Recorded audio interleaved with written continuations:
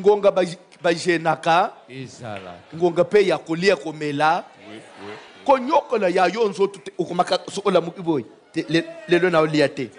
lobby na oliate église za na jeune te oh eza yanga personnel aussi les 5 jours au bandi sous 3 jours yanga i personnel yozo kaniseke batu nyoso babala ba voyage ba somba mitwa na mukila basalaka ba 5 jours na 7 jours omoni voyage yango pe musala na libala yango pe e comme on dirait idole oza ko adorer te biloko musu mitika na grâce ya Nzambe boni boyiko et simba bomba pendant que tu fais tes sacrifices là chaque jour simba bomba je te prêche une vérité aujourd'hui Nzamba ko yanula yo te tunanga pona nini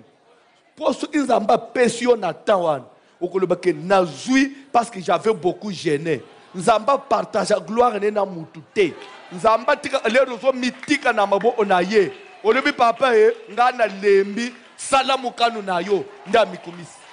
kolekisa pete. Voilà la famille résultat la biso ya mbisa yango le goût de ça maman papa songo avec kitoko boy kimia sokola citron et bebisa yombi ya normal ko chama ya moto mingi te ko cha citron te obebisa go bisa mai ya buyo senga yaka bio te salo kopimisa bato ya bato ko banga kulia ka mai po ba mama mingi nini ezangi na kati ya bolamba ote uzana posa safu oliango nani bizula le goût de ça